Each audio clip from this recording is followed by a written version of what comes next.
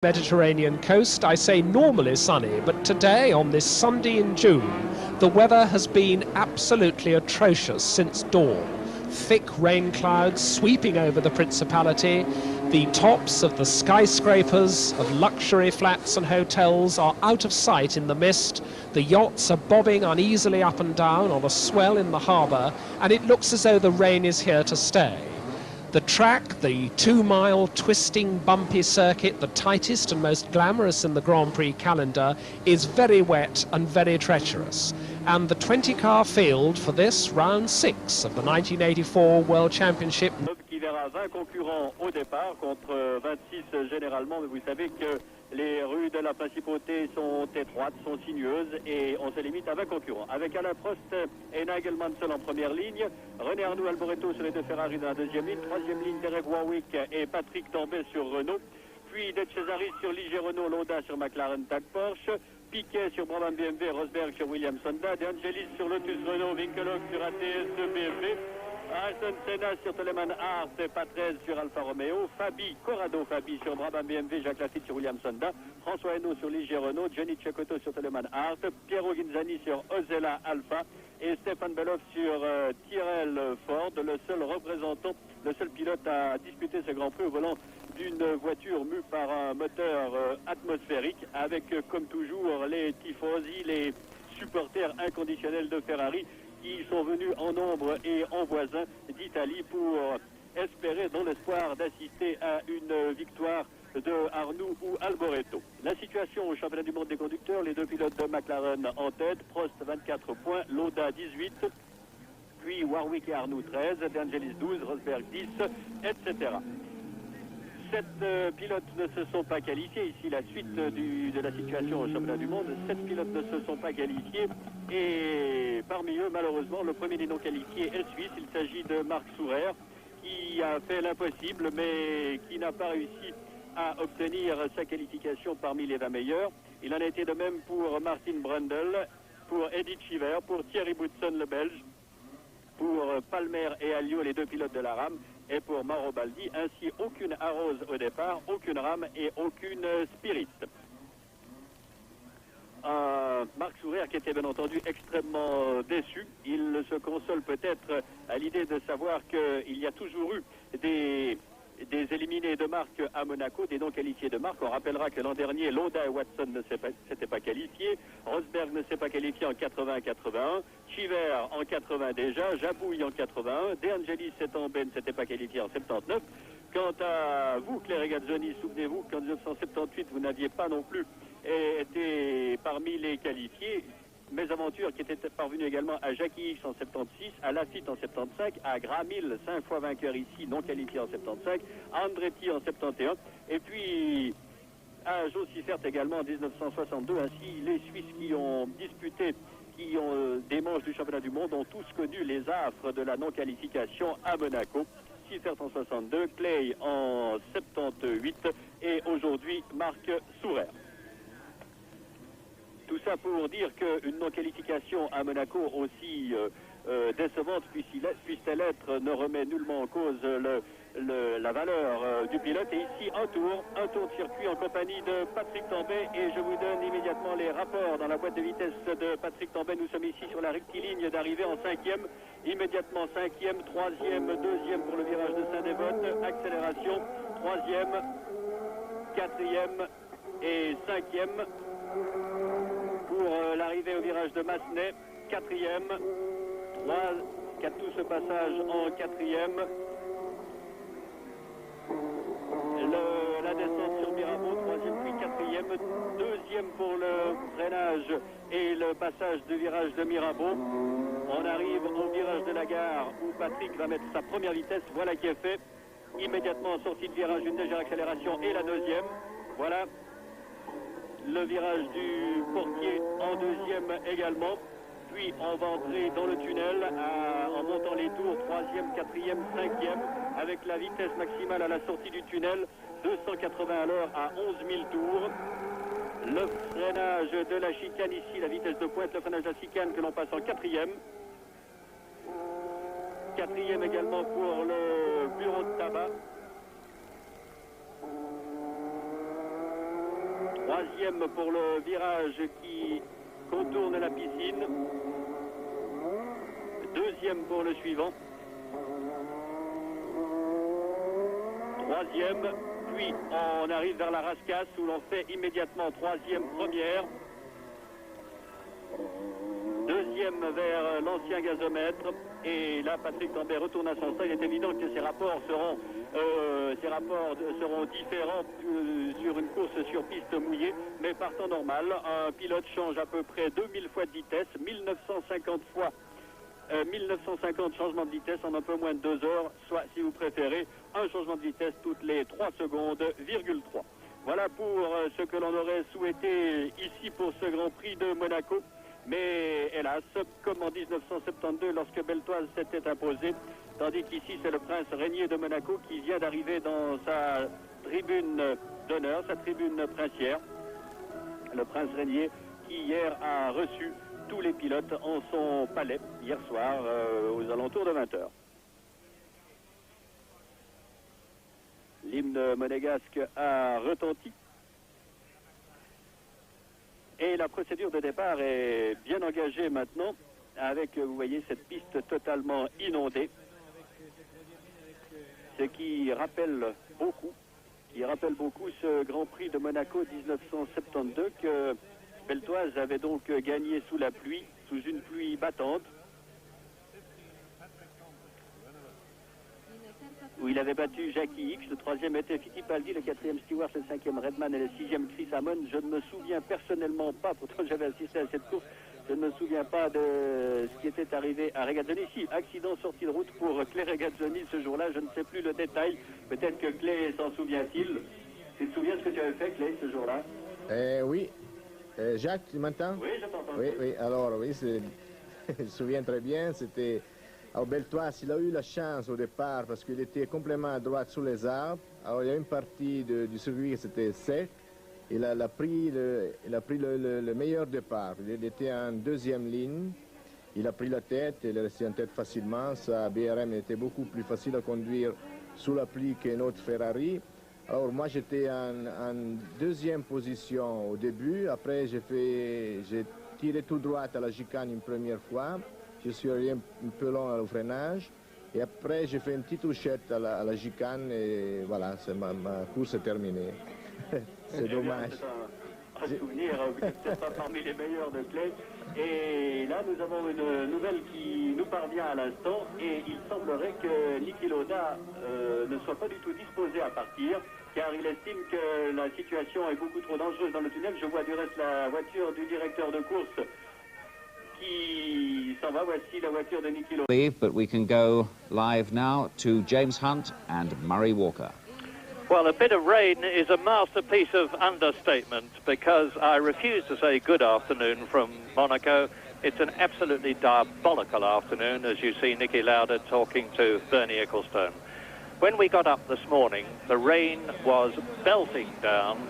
It was a nice day yesterday. The practice times were very good indeed. Indeed, Alain Prost, who put up pole time of 1 minute 22.6, is the fastest man ever around Monaco. But this morning, the rain was belting down, and it has, if anything, increased in intensity minute by minute since then. We've had a series of minor races today. The drivers have confirmed, and so has Keke Rosberg, with whom I was talking a few moments ago, that they have never known such terrible conditions, and particularly in the tunnel, which is a unique feature of a European circuit. Anyway, there's one in America.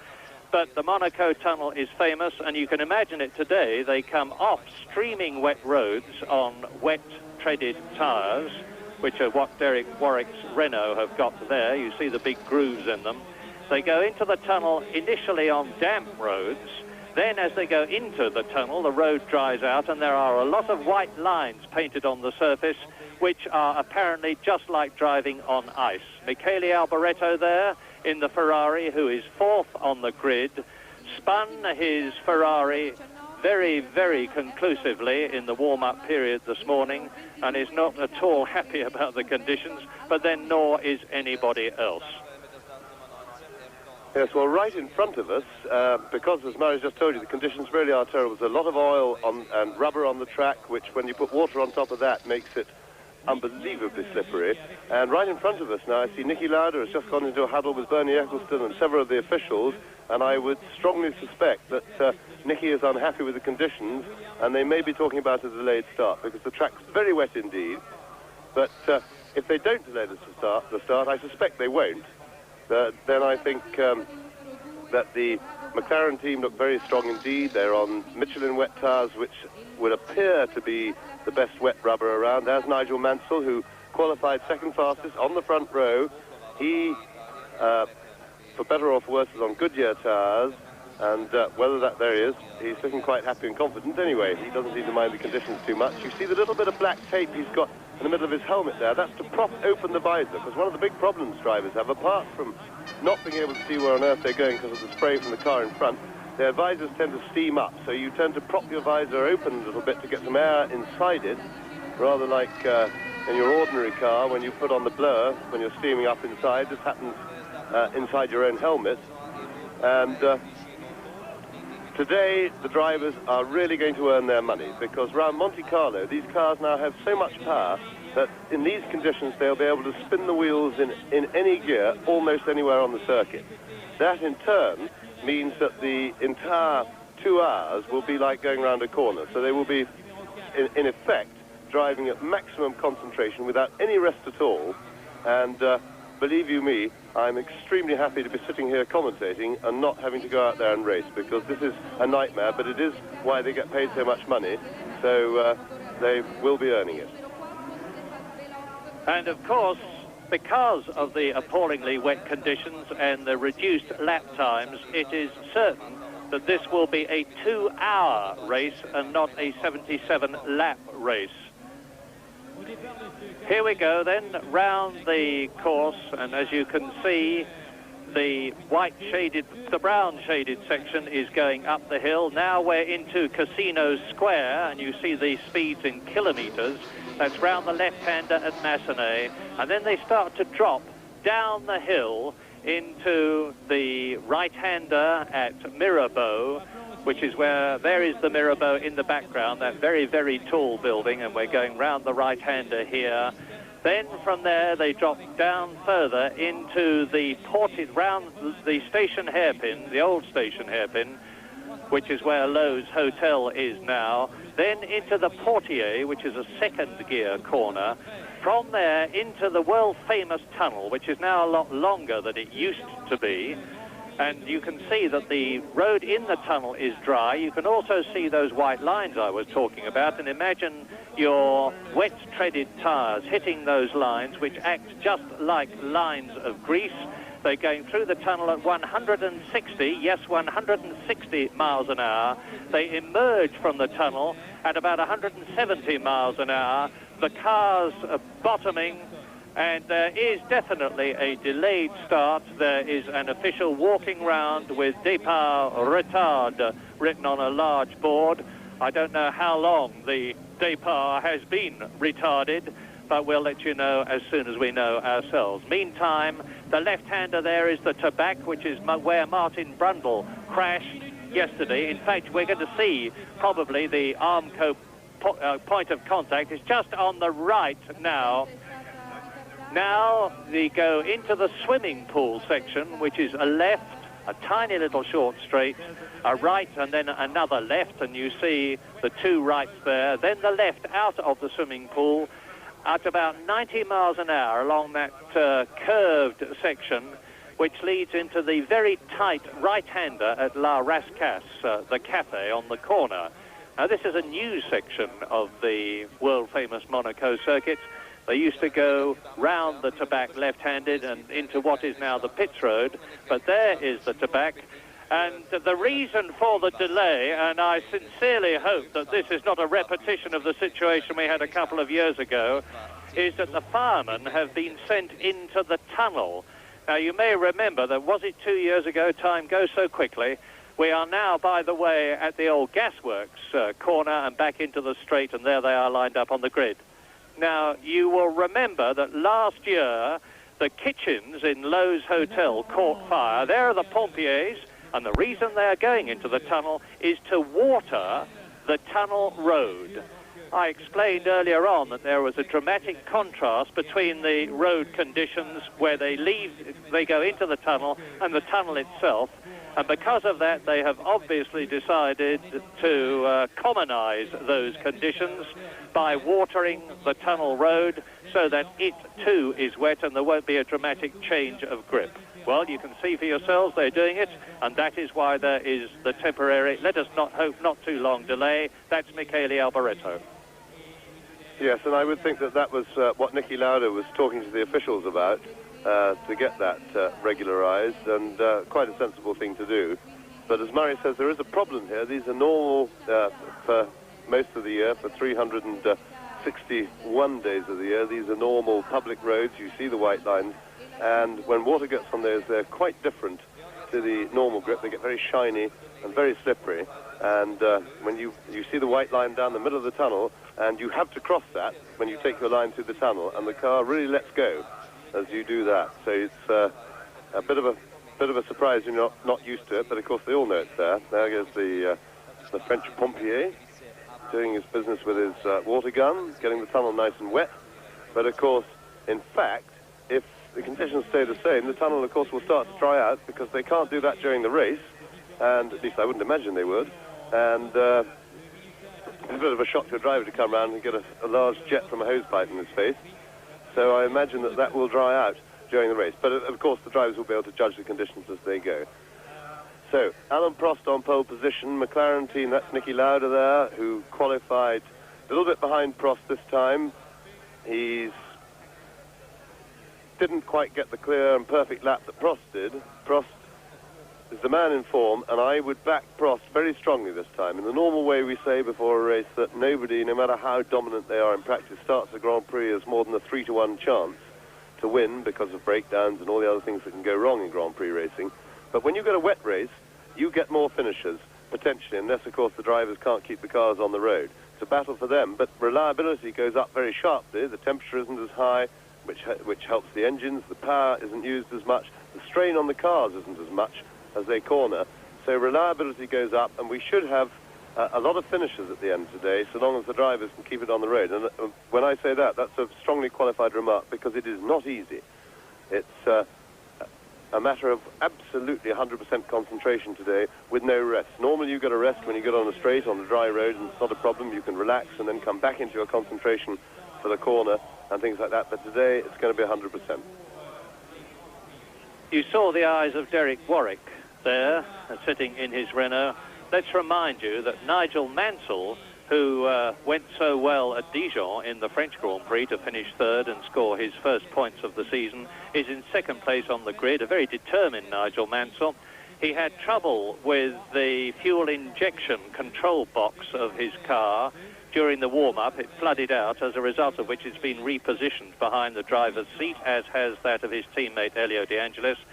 And if Mansell can get a sharp start and get ahead of Prost, which I have to say is extremely unlikely, he's going to be a very difficult man to pass. The two Ferraris have been revived. That is Elio De Angelis, incidentally, adjusting his balaclava helmet. So a delayed start as De Angelis takes off his balaclava. The Monaco Grand Prix will be starting, well, I'm guessing, I really am guessing, but I should think in about 5 or 10 minutes' time, and we, of course, will be covering it. Il a l'air de souffrir aussi. Jacques, Oui. À propos de ce tunnel qu'on est en train de mouiller, est-ce qu'on ne peut pas dire que d'ici 4 ou 5 tours, enfin après 4 ou 5 passages des voitures, il sera de nouveau sec? Ce n'est pas sûr, car les voitures vont transporter, soulèvent tout de même passablement de pluie, passablement d'eau, et je pense que je ne pense pas qu'elles sécheront totalement le tunnel, mais en revanche elles auraient pu contribuer à le mouiller. Mais c'est de l'eau salée ou quoi? Je ne sais pas, j'ai pas vu si on puisait ça dans la mer ou comment ça se passe, et peut-être que Manfred Winkelhock, que l'on voit ici, l'ignore aussi. Winkelhock qui lui a connu alors un accident jeudi lorsqu'il a touché le rail à la sortie du virage du casino, et que sa voiture a été projetée de face contre un autre rail de sécurité. Il souffre d'une légère déchirure musculaire à tel point que chez ATS on a hésité à le remplacer. Mais comme il n'était pas possible de le remplacer car le pilote que l'on proposait, qui s'appelle Martini, ne possède pas la super licence, il n'était pas possible de le remplacer, alors on a préféré procéder à un traitement rapide et très intensif sur l'épaule endolorie de Winkelhock, et peut-être court-il sous piqûre. C'était en tout cas sous piqûre qu'il a participé à la dernière séance d'essai, où il a réussi tout de même à décrocher le 12e temps absolu au volant de son ATS BMW Turbo. Jacques? Oui. C'est Jean. L'accident de Winkelhock qui s'est passé dans une grande violence. Vous étiez là, hein? J'étais là-haut à l'entraînement de jeudi matin, jeudi après-midi, et j'ai vu que le châssis de la voiture avait une solidité extraordinaire aujourd'hui, plus que jamais, et que ça, c'est quand même très intéressant. C'est-à-dire la recherche de la sécurité est une chose qu'il faut pousser, et je pense que c'est très important que Winkelhock puisse conduire aujourd'hui. C'est la preuve même que l'habitacle a une solidité infernale à l'heure actuelle. Oui, il faut reconnaître que la protection, en particulier la protection des pieds et des jambes des pilotes, ici c'est la fiche que l'on voit, est tout à fait efficace. Ça a été prouvé à plus d'une reprise, et c'est tant mieux, car on avait déploré tout de même pas mal d'accidents graves qui ont atteint Didier Pironi, pour ne citer que lui, ou même Jean-Pierre Jabouille assez gravement aux jambes, et je crois que c'est une bonne chose, et c'est une mesure qu'il faut reconnaître. Toutes les mesures, ici Keke Rosberg, le vainqueur de l'an dernier, toutes les mesures prises par la FISA ne sont pas systématiquement approuvées à l'unanimité et dans l'enthousiasme, mais là il faut reconnaître que c'est une mesure particulièrement efficace et qui a déjà permis à pas mal d'accidents ou de touchettes de se terminer sans le moindre mal. Jacques, vous m'entendez? Oui, Jean. Non, c'est pas Jean, c'est Jacques. Ça fait rien. Vous avez des nouvelles de Bernard Santal, qui était notre invité lors de la première émission? Je crois qu'il y a eu... Underway soon, and let's rejoin Murray Walker. Well, that's a very cheerful Keke Rosberg, last year's winner. Last year, he put the right tyres on and nobody else did, as a result of which he won totally against expectations in his then Ford DFV-powered Williams. Today, he's got a Honda engine. Not too happy about it, to be quite honest, because with the Honda engine you get all 650 horsepower in one large lump, and in today's conditions that is far from desirable. Rosberg then waiting to get in his car. There's Francois Mazet on the right, walking towards us now, and as you can see the tunnel is still being watered. The spectators on the hillside here getting a bit fractious because they are sopping wet. I suspect they don't really know what's happening. They know the race should have started. They are not to know that the water is being laid artificially in the tunnel as opposed to naturally here around the rest of the circuit, as you can well see for yourselves. A lot of British marshals here. There are some marshals in the background, and as ever, members of what is acknowledged to be the best marshalling organisation in the world, the British Motor Racing Marshals Club, are here to help out the Monegasque authorities here at this track. We're looking at the Rascasse. Yes, I just wanted to interrupt there because to add my support, what a superb job the British Motor Racing Marshals Club do. They are the world's top marshalling body. In fairness to them, they get a lot more practice than most other marshals, and I think it's very sensible of the Automobile Club here in Monte Carlo to bring them all down to marshal this race. We had a major crash in the Formula 3 race yesterday, which required very skillful marshalling. A driver was trapped in his car. He wasn't, well, he had a broken hip, but he wasn't otherwise seriously hurt. But in situations like that, the tendency is for inexperienced marshals to panic and try and pull the driver out. In fact, they kept him in the car for something like 25 minutes before they could release him. And this was shown on French television, which was covering the race, and we watched this and saw some very skillful and careful marshalling. Incidentally, the rain is coming down now, if anything, harder than it has done all day, and the track is going to be really wet, and to the extent as we saw a shot just now of the puddles. In fact, you can see the water lying on the track there at the Rascasse, and it won't present aquaplaning problems there because the speeds are low enough, but once they're doing over 100 miles an hour, if there are big puddles, then these cars can aquaplane as well, which just makes it a further nightmare for the poor drivers. As I say, I don't envy them at all. They've got a really difficult, tough job in front of them today, and it's going to be a man who's concentrated very well indeed, who's to keep the whole thing together and under control to get it to the finish today. I'm wondering whether the fuel problem will strike here, because the race is going to a full 2 hours. It's very unlikely because they'll be going slower, and therefore the longer race will be cancelled out by the slower speed. No one that I've spoken to in the pits was showing any great alarm. Jean Sage, the Renault team manager, looking at his watch, or that was Jackie Ickx, the man who may well be winning, or would have hoped to have been winning, the Le Mans 24-hour race next weekend, had he not been excluded as part of the Porsche withdrawal package.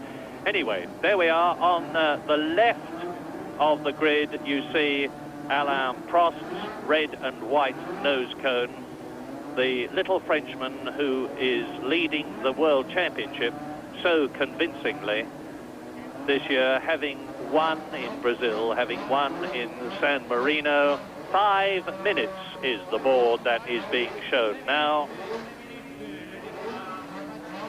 The royal box in the background, and Le Mans, I am reminded, and thank you, is not next week, it's in 2 weeks' time.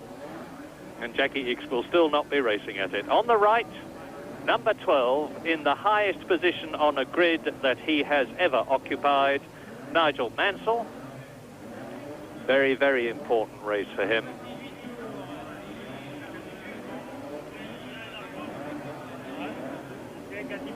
It's just as a bit of a tip and something interesting to watch today, I think we should keep a careful eye on Stefan Beloff, who was our last qualifier, but he's in the Tyrrell Cosworth, in the Ford engine car, non-turbocharged car. He was 6th fastest in the warm-up this morning, which is the first time that they'd run in the wet. And this is a much more maneuverable and nimble car than the turbocharged cars, and these are the sort of conditions in which it will flourish. Having said that, we have to remember that overtaking is going to be even more difficult than usual because of the spray off the tires. You come up behind another car, and when you get to about 30 or 40 yards away, in these conditions, you really can see nothing. The reason is this. I mean, we've all followed lorries on motorways in pouring rain, but they have mud guards. They've got lots of wheels, but they've got mud guards, and they don't throw out nearly as much spray as a Formula One car. And if you remember when the last time you drove down a motorway behind a big lorry on a wet road, you couldn't see much. Well, in a Formula One car, you can see absolutely nothing, and the drivers have to find their way around the track when they're following another car, literally, by watching the side of the track. They can watch out at right angles, and they have to remember where they are and work out their geography from looking sideways, and that is their only view. So, in view of the fact that you can't overtake a car from 40 yards behind it, you've got to be right alongside it. Overtaking is going to be for the very brave today. The first corner on this track, this lap, and in this race is going to be the most important corner of the race. It is Saint-Devote, and those of you who have watched, there's the answer, 3 minutes, the Monaco Grand Prix over the years, will recall that a few years ago there was an almighty pile-up which resulted in Derek Daly's car, his Tyrrell, flying through the air and taking several other cars out with him. And we naturally hope that nothing like that is going to happen this race. But, as James has just said, the already present problem is going to be compounded by the fact that only one driver will really be able to see where he's going. And that is, of course, Alain Prost, who's in pole position. I was talking to Ron Dennis, the Marlboro McLaren team boss, this morning, and he was wreathed in smiles, saying the big advantage for us today, apart from the fact that we think we've got the best car and the best drivers in Prost and Lauda, is that Alain Prost, as you see the grid coming up, is in pole position, which means to say that he will have a clear track. All the others will have to endeavour to see through a solid ball of spray, and going up the hill, as Keke Rosberg has said, with 1 minute to go, is very, very difficult indeed. The smoke coming up, I suspect, is not engine exhaust, but may well be dry ice on the radiators of Mansell's car. No, it's steam, of course. Steam coming up from the engine cover. Nigel Mansell's already done 2 laps. He's done the old Carlos Reutemann trick of going a lap on the warm-up, diving into the pits and then coming out the other end, so that he could practice the start under these appalling conditions twice. And this may give him an advantage. You can see that Nigel is not at all happy with the steam. He's waving it away from his advisor. This is the warm-up lap. Yes, you're absolutely right, Murray. A practice start would be very valuable today because considerable throttle control is required. You can't just sit in one of these things with 600 plus horsepower and put your foot down, because if you do, the wheels spin and you stand absolutely still. And so Nigel has very sensibly and very professionally practiced his start just to see just how much grip and how much throttle he can give the car. Because also, as Murray said, when he was talking about Alan Prost being the man who could see, what he actually meant was the guy who leads. Whoever gets into the first corner first is the guy who has a clear track. And that's a huge advantage, because the leader, until he starts lapping the back markers, and then of course it becomes the same for everybody, but for the first 10 laps or so, or a bit more, is the only man who can see where he's going. And he in fact enjoys a huge advantage. Well, they're finding out for themselves. They will all have personal experience now of the fact that the tunnel road has been watered. We've got a camera in the tunnel, so you'll be able to see for yourselves how wet it is in comparison with the rest of the course. There's the answer as Nigel Mansell comes towards us, followed by René Arnoux, the white-helmeted Ferrari driver, out of the tunnel. And the cloud, which was just nudging the hilltops around Monaco this morning, is now even below the top of some of the highest buildings in the Principality.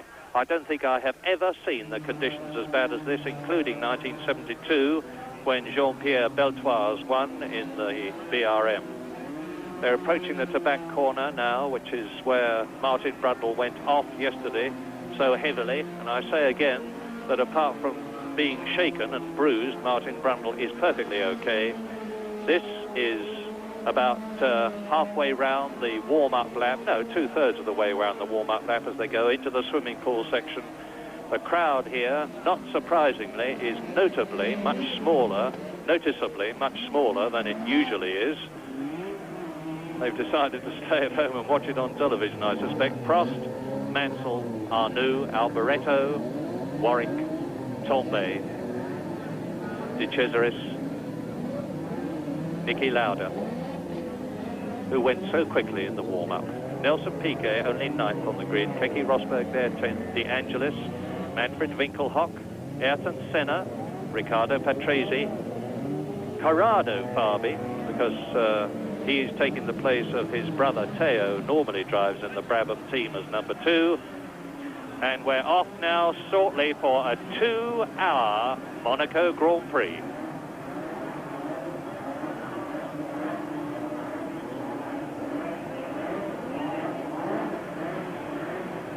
Watch for the lights.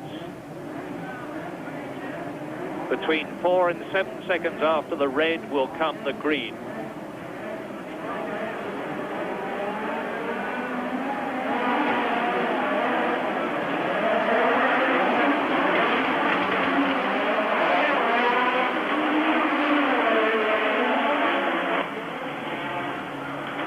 And as they blast away up the hill for the first time, there is the problem that I anticipated, a carambolage, and it's Derek Warwick who is involved with it. It is Elio De Angelis and Patrick Tombe, both Renaults in trouble, and Riccardo Patrese, and Warwick has obviously bashed his left leg, whereas in the French Grand Prix it was his right leg. Disaster for the Renault team right at the start of the race. Now they have cranes here, they'll try and winch them out of the way. Alain Prost, after a superb start, has got away in the lead. It's Nigel Mansell second, the 2 Ferraris third and fourth. And as they go into the tunnel for the first time, it will be to meet the watered road surface, which has had heavy water laid on it. And Tombe is in trouble with a leg injury as well. Obviously, both Warwick and Tombe have got hurt legs, and disaster for the Renault team on lap 1. Yes, what a terrible tragedy for the Renault team in what to them is a home Grand Prix, and really sad because they've had their trials and tribulations this year. Prost leading here, Mansell going beautifully. Prost made a wonderful start. He got the grip just right, moved the car off the line, and the important thing is to get it moving. He did his job, and we didn't see exactly what happened. We may be able to see on an action replay in a moment, which I'm sure they will show us because they can record from other cameras that we didn't see. And it's surprising that in the wet that both the Renault drivers should have been hurt. Hopefully not seriously, because they're going so slowly that's Derek Warwick standing there, looking pretty unhappy after his accident. It looks like he feels that it wasn't his fault. Somebody may have hit him. Marsha just asking if his leg's all right. But really a tragic start for Renault. Prost leads and Nigel Mansell in second place, and a sizable gap after Nigel Mansell. They go round the box. The cars have been craned away, the two Renaults of Torbay and Warwick, and that is a real credit to the organisational efficiency here. And in third position, at the end of that first lap, it was Niki Lauda who had come up from his 8th position on the grid into third position in the race. So the McLarens are first and third. Yes, and Lauda was quickest in the wet in the warm-up today.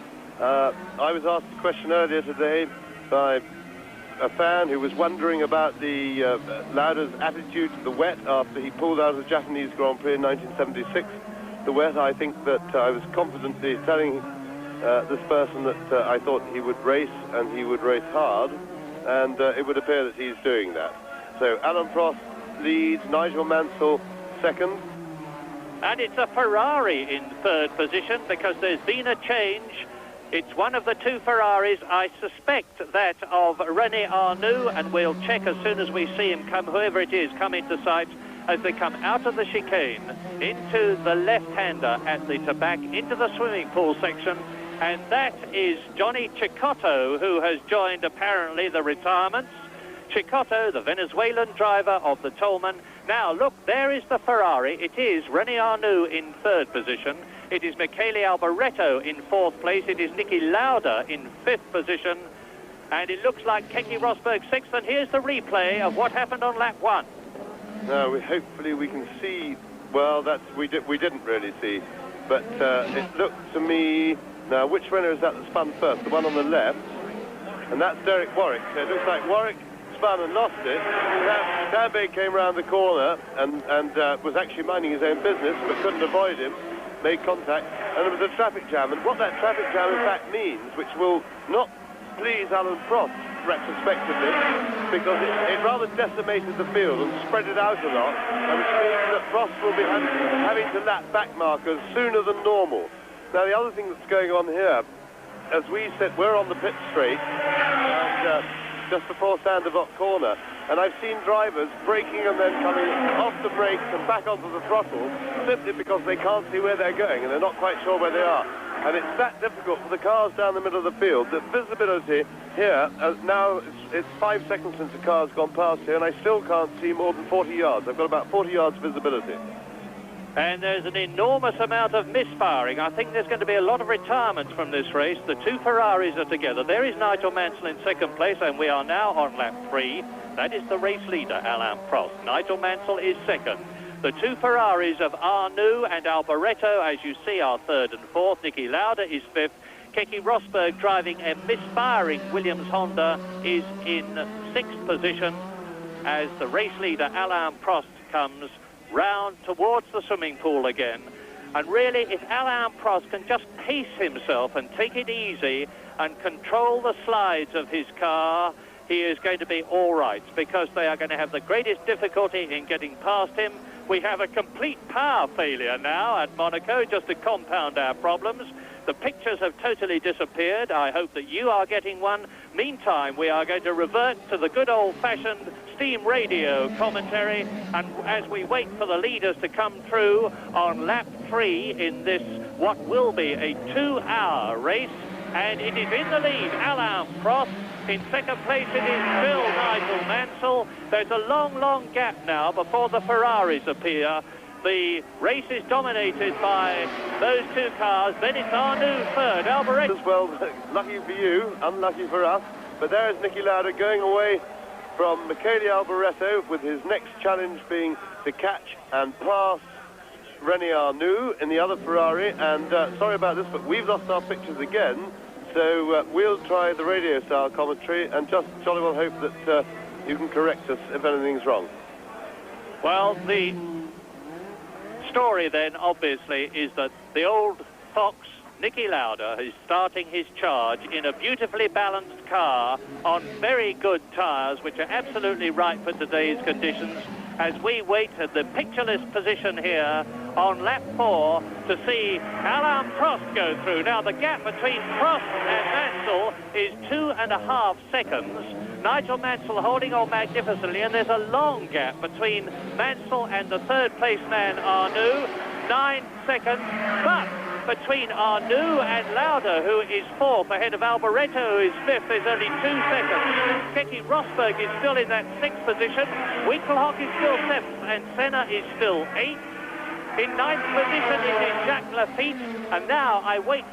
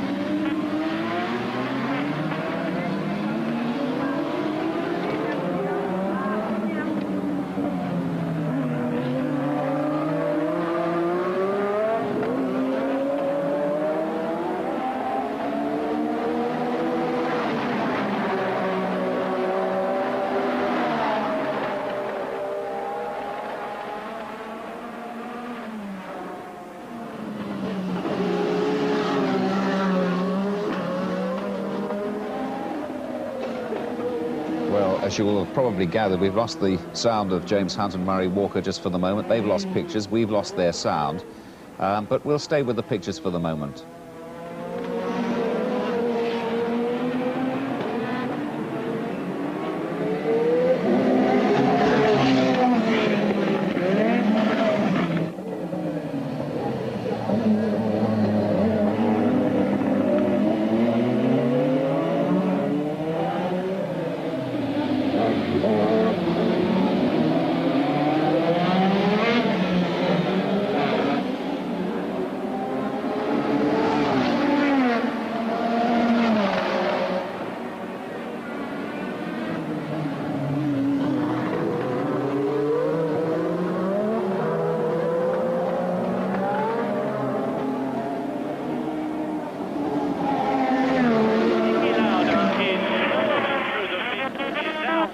With René Arnoux, who is in 3rd position.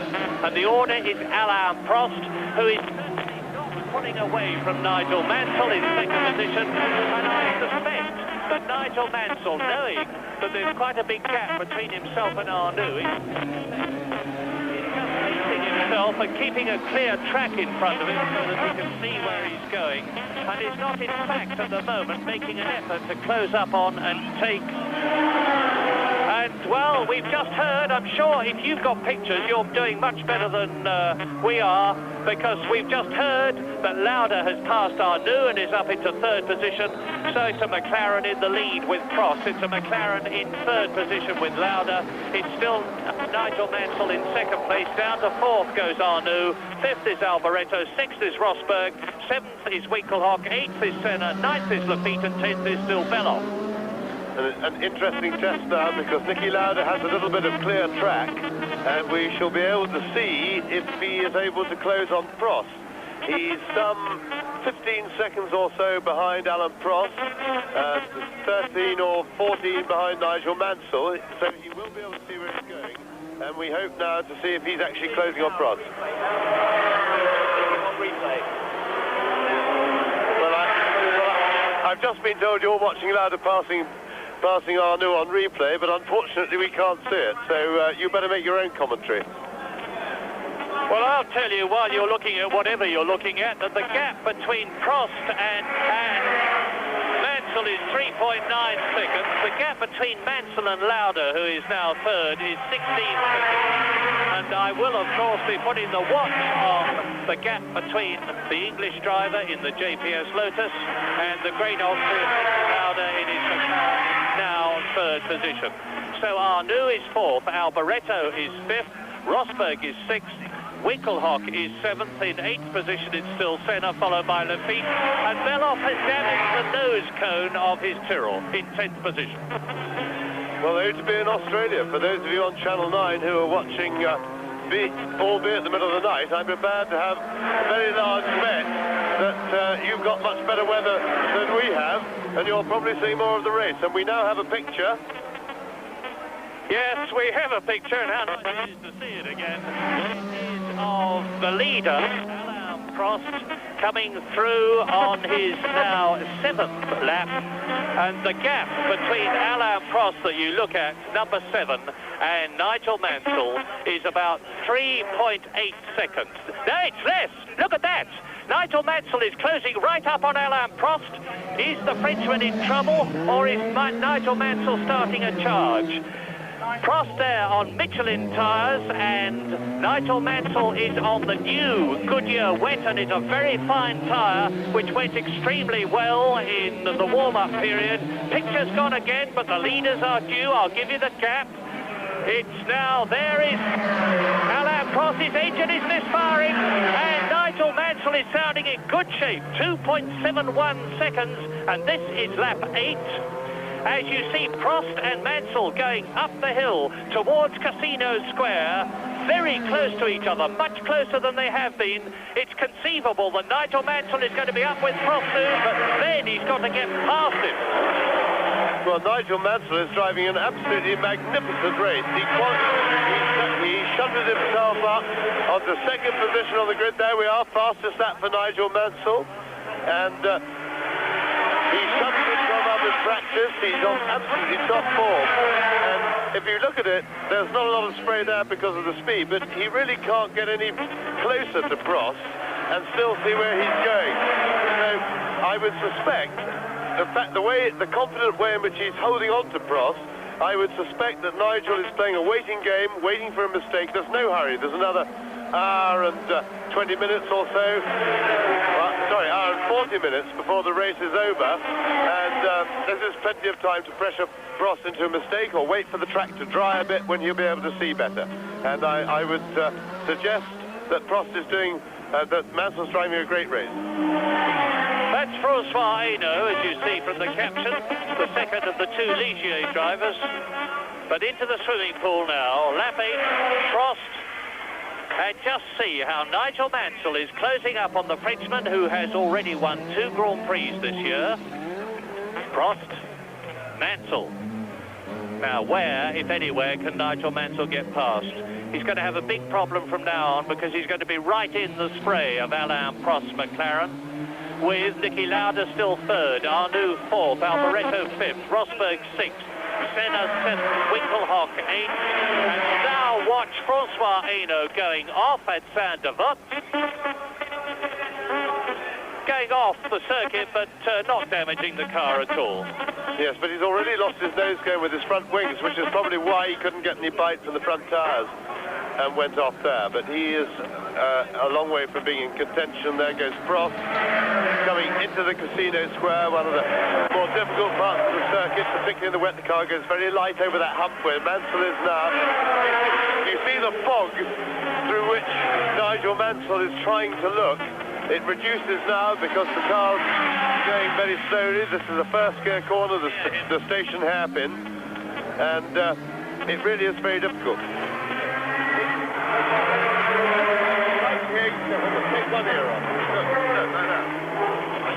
Well, behind these two, there's a great scrap developing for 6th position between Keke Rosberg, who's holding it, and Ayrton Senna in his first year of Formula 1 Grand Prix racing, the Brazilian in the new Tolman. And he's got the good Michelin tyres this race, and that is Alboreto on lap 9. Michele Alboreto has stalled his car. I can't see where it is, but it looks as though he's obviously out of the race. He's gesturing that he wants a push. Well, he's got power. He's not being pulled back. It's downhill, he's trickling back, and Michele Alboreto is continuing his season of appalling bad luck, because number 27, the Italian, has won one race and failed to finish in all the others this year. Yeah, we didn't see it happen. I would suspect that he had a spin and stalled the engine, and of course if he starts it with a push start, he is technically liable to disqualification. But of course the organisers would have to be brave people with 50 to 100,000 Italians here. This is the battle I was telling you about. Keke Rosberg in 6th position, just ahead of Ayrton Senna in the yellow helmet and in the white Tolman, the new Tolman. And Senna has come up through the field. He started in 13th place and he's now 7th.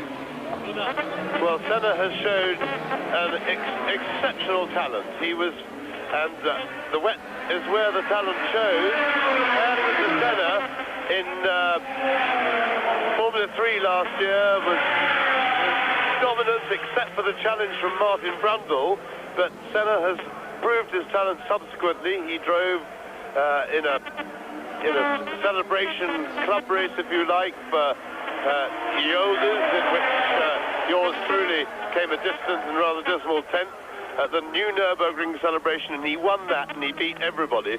And Senna is very, very talented indeed. Now, Lafitte obviously put tyres, which is very interesting because he started on wets. Now, I imagine he may have spun. There's Arnoux. And Senna and Rosberg, followed by Winkelhock and Stefan Beloff, with Lafitte coming out of the pits. And now on lap 10, it is Alain Prost leading, 2 seconds ahead of Nigel Mansell. In 3rd position, it is Niki Lauda. In 4th position, it is René Arnoux. 5th now is Keke Rosberg. And in 6th position is Ayrton Senna. Or is he 5th now? No, it's still... And there's Senna. That's what John Nielsen did in the Formula 3 race yesterday, and he went off very badly indeed. But Senna's made a marvellous recovery, and in these quite indescribable conditions, the Monaco Grand Prix continues. We're on lap 11 now. Yes, that is certainly the question mark over Ayrton Senna, because he's relatively inexperienced, and the problem with experience for a driver here is that it's very difficult to realise that this race, unlike most Grand Prix, in dry conditions, which is a sprint, and you drive flat out all the way, we're very much in a survival battle. And Ayrton Senna, going very quickly, might continue to try and go too quickly. And whilst I think he's capable of winning this race, I think it's very unlikely, because I don't think he quite has the experience. Rosberg. And Senna. Round Casino Square, into the drop down past the tip top. And that is Corrado Fabi. Corrado Fabi has spun his Brabham out of contention, and now we have Torme out of the race, we have Warwick out of the race. I haven't seen De Angelis for a long time. We have Cicotto out of the race, we have Alboreto out, and we now have Corrado Fabi on lap 11 in this 2-hour race into the chicane again. And now this is going to be Senna nearly losing it, putting his right wheel on the curb.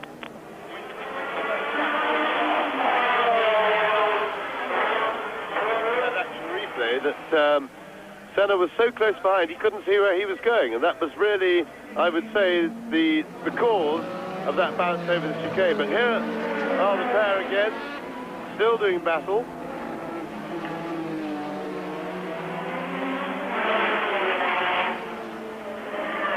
A real veteran, the 1982 world champion, Keke Rosberg, leading Ayrton Senna now, and in the lead now is Nigel Mansell, has taken the lead. As you see, Corrado Fabi sitting in a stationary position in his car on lap 12. The Englishman, Nigel Mansell, in the John Player Special Lotus, has taken the lead from Alain Prost, with Niki Lauda in third position, with René Arnoux closing up on the Austrian in fourth place. In fifth place it is Keke Rosberg, and in sixth position it is Ayrton Senna. Seventh is Winkelhock, and right behind Winkelhock is Stefan Beloff in eighth place. So you've got two German drivers fighting for seventh and eighth positions. There is the new leader. Nigel Mansell leads on lap 12. This is the first time that Nigel Mansell, as Prost goes through in second place, has ever led a Grand Prix. Can he stay there for the remainder of this long race which stretches before him?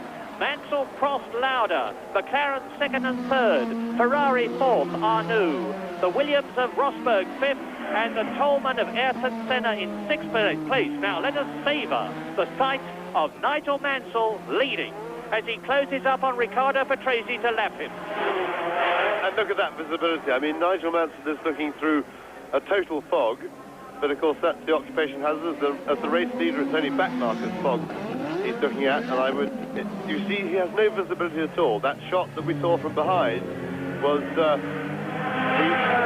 we saw considerably more than Mansell would have done, because he was right under the other car's wheels. There goes Alain Prost, who will be catching in this situation. But in the meantime, there's Nigel coming through clear, and now Prost has the problem also of getting round Riccardo Patrese. He's got to peer through the spray, but in the meantime they have actually pulled away from Niki Lauda, who, despite being quickest in the warm-up this morning, is losing ground to the leading pair. And Nigel Mansell, what a magnificent race he's driving. It was generally reckoned before the race that Goodyear didn't have as good wet as Michelin had for their tires, but happily for Goodyear, haven't they proved us all wrong, because their tire is proving entirely competitive.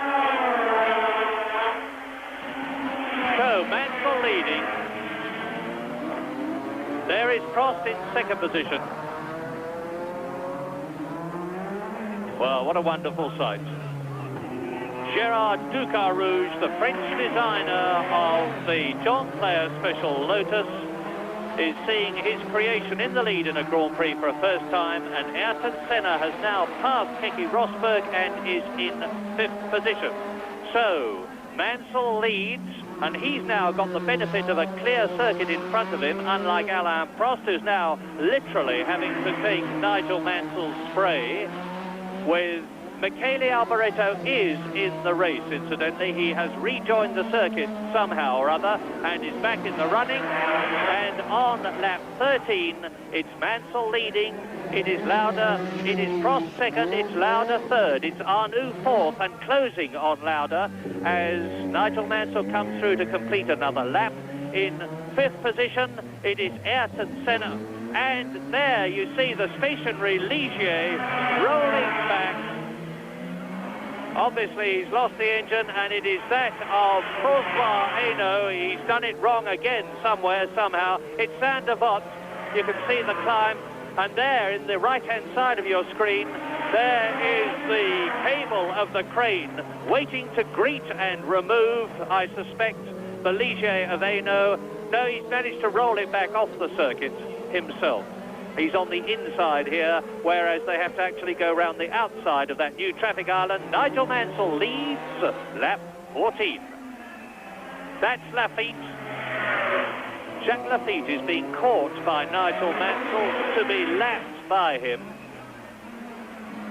There's the Frenchman. Now look back along the course and you'll see Alain Prost. As James said, Nigel Mansell is driving an absolute storm of a race.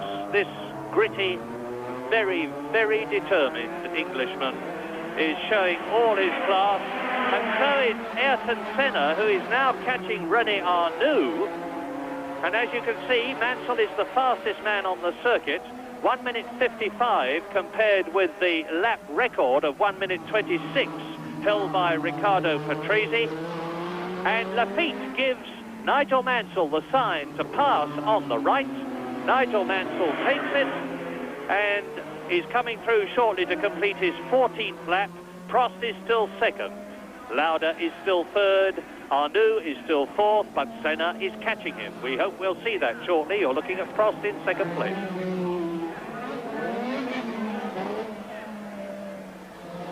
Mansell just rolls it round La Rascasse in first gear at about 30 miles an hour. Now he will be getting signals from his team, from Peter Waugh and from Steve Hallam, his engineer, which will keep him in the picture.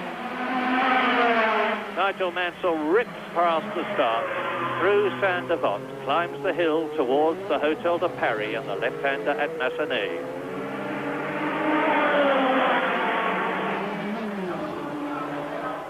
Here he comes into the long left-hander at the Hotel de Paris.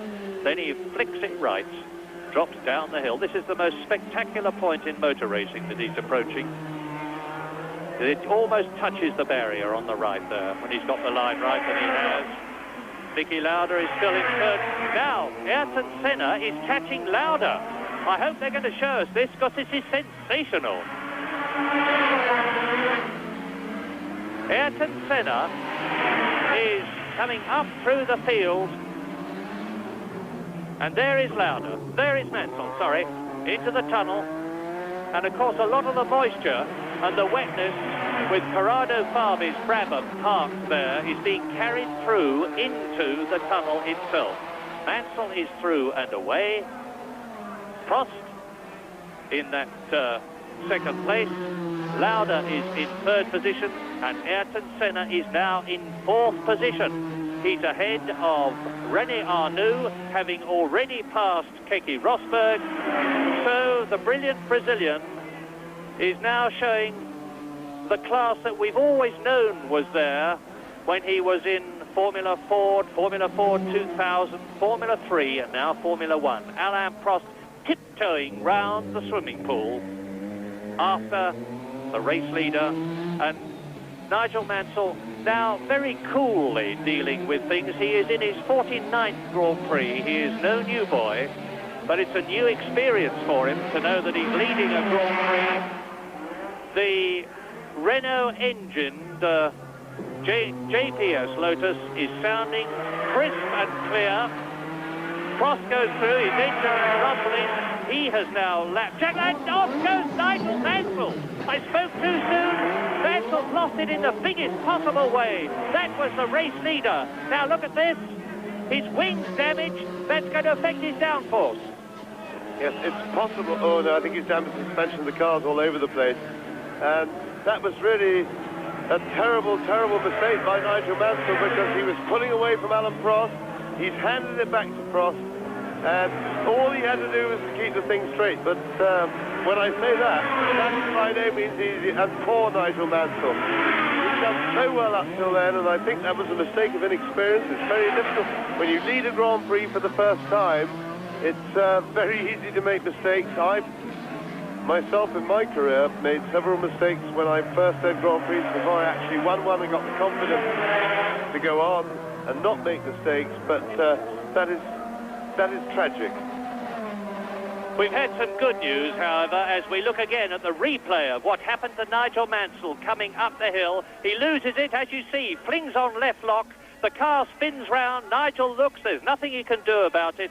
It must have deranged the right rear suspension, and you can see for yourselves that it's damaged the wing as he drives away, only to spin out later again at the right-hander approaching the Mirabeau, and Nigel Mansell's race must surely be finished with Alain Prost. This is the replay of Mansell going on into Casino Square, and that was on the 15th lap in the race, which is going to be over a 2-hour time.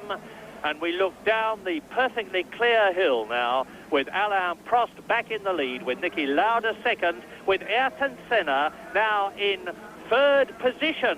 This is quite sensational, and I do use that word advisedly. Prost has gone through. The rain is bucketing down. Nelson Piquet is out of the race, and we really are not going to get very many finishers, because Alboreto has gone past me.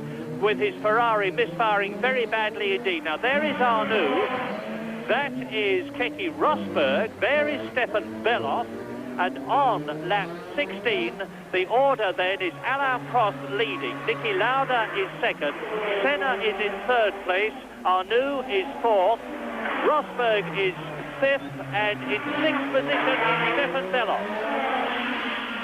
Well, the men to watch, it would seem, are Ayrton de Senna and Stefan Beloff, both of whom have already growing reputations for being very talented and very, very quick drivers indeed.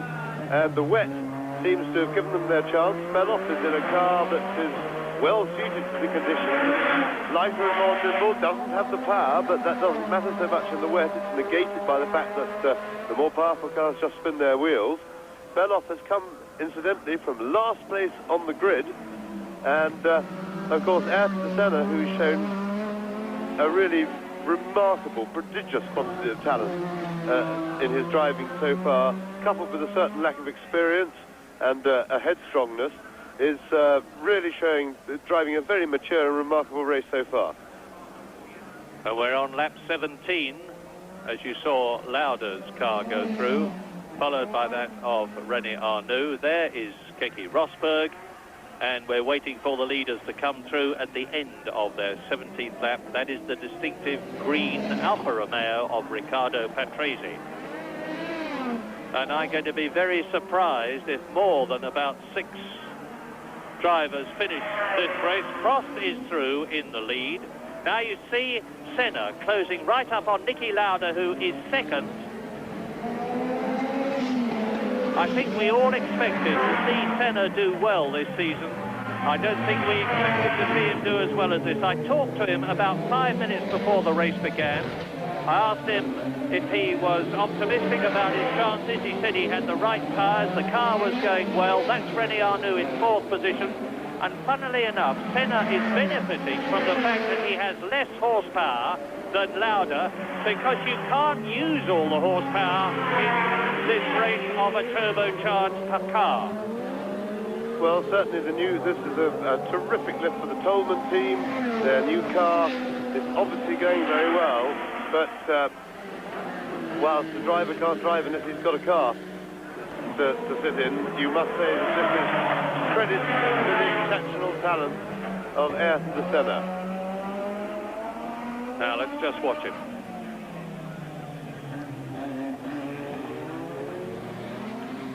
On lap 18 in this 2-hour race, Prost is back in the lead with Mansell out of the race, and you see the battle developing now for second place between Niki Lauda there and Stefan Beloff in the Tyrrell is already up with the Williams. So Beloff is 6th, the Williams is 5th, and this is the battle we're seeing now for second place. Further down, Manfred Winkelhock is 7th in the ATS. Ghinzani going well in the Azella is 8th. Elio De Angelis 9th, despite having to... And there's Senna. He's showing now Niki Lauda his front wheels. But Lauda, of course, is not about to move over under any circumstances at all. Prost has gone through. And that is the gap between the race leader, Alain Prost, and this battle for second place between Lauda in the Marlboro McLaren and Senna in the Tolman, as they come round the Rascasse, out of it, and up the finishing straight. Out of the Rascasse now. And Prost has gone through some 24 seconds ago already. And there is Arnoux, with behind Arnoux in 5th position, Keke Rosberg, and Senna challenging for that second place, and he's taken it. A magnificent bit of driving by Senna, who's now in second place. Yeah, that was absolutely marvellous. Senna went round the outside of Lauda into the Rascasse, and that was brave and skillful. Brave and skillful indeed. Senna now pulling away from Niki Lauda, and I will keep a stopwatch on the gap between Alain Prost and Ayrton Senna, the new second place man. Here it is again, and this is Senna taking Lauda in second position. Yes, they're on the pit straight now, but that's slightly curved, and they won't be able to use full power, so De Senna is using a lot of throttle control here. Nicky's hugging the inside, which is the correct line, and Senna's going the long way round him. And Prost will no doubt be informed on the very next time he passes the pits that Senna is in second place and looks capable of catching him. So this puts a lot of pressure on Prost suddenly. His 24-second plus lead looked pretty comfortable before, but it's going to feel jolly uncomfortable to him now. Lap 19. Prost leads. Senna second. Lauda third. Just behind Lauda now, Arnoux is closing up. He's got Keke Rosberg right behind him in fifth position, and Stefan Bellof is right with Rosberg in sixth place. We could yet see an even more dramatic development with Bellof closing up. Now look at it, here it is, there's Lauda, there's Arnoux, there is Rosberg, and right behind him in sixth position is Stefan Bellof on this, now the conclusion of their 19th lap. Arnoux, Rosberg, Bellof. Stefan Bellof has got at the very most 450 horsepower from his Ford DFV engine in his Tyrrell, whereas Keke Rosberg has got some 650, but that's a disadvantage and not an advantage in today's weather conditions. And Bellof now going into Saint-Devote, Arnoux fourth, Rosberg fifth, Bellof sixth. Yes, and particularly the advantage is accentuated by the fact that with a normally aspirated engine without the turbocharger, he has no throttle lag.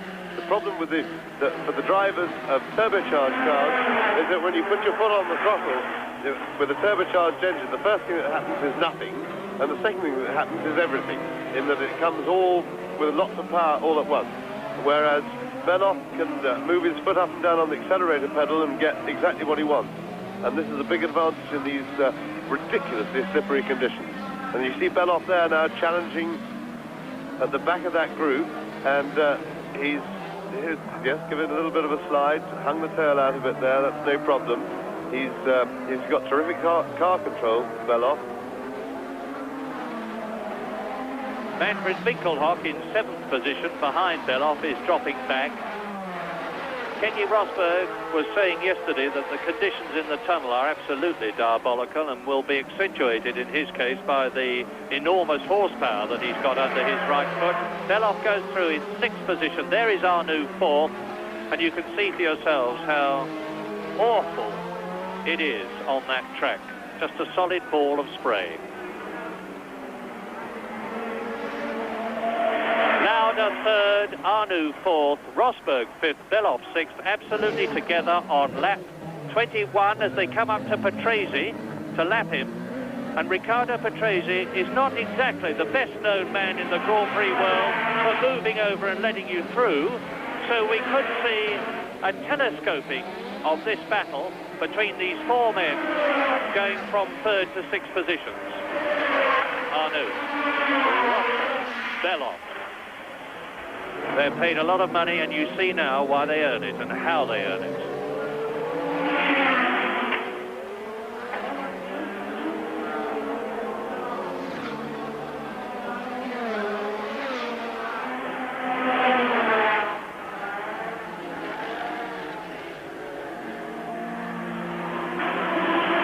Arnoux, Rosberg.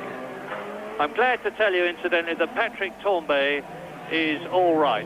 I thought he'd hurt his leg quite badly, but we've had the good news that Patrick Tambay is perfectly okay, as Lauda, who has got past Patrese, pulls away now, and Arnoux is going to try and take the Italian. There's Manfred Winkelhock in seventh position. This will give him a chance to close up.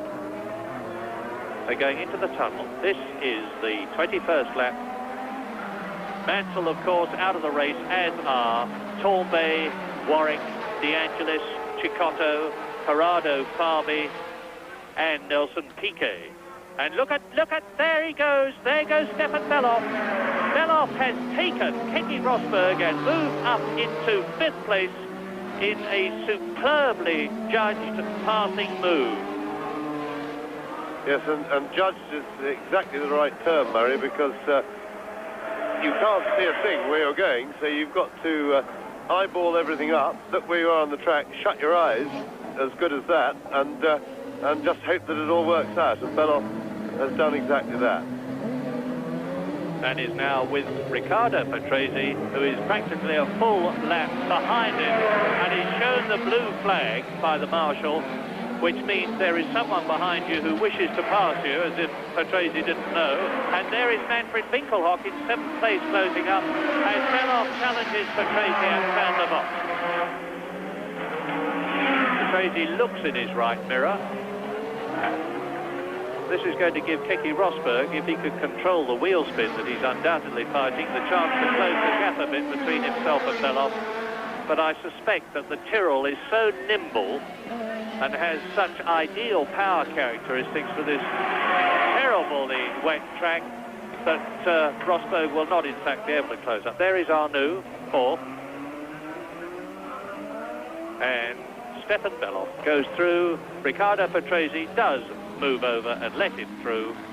Rosberg, now, Rosberg drops back, and as you saw, with Winkelhock closing up on Rosberg, who is 6th, and there's Beloff giving it the big slide treatment as he goes into the tunnel.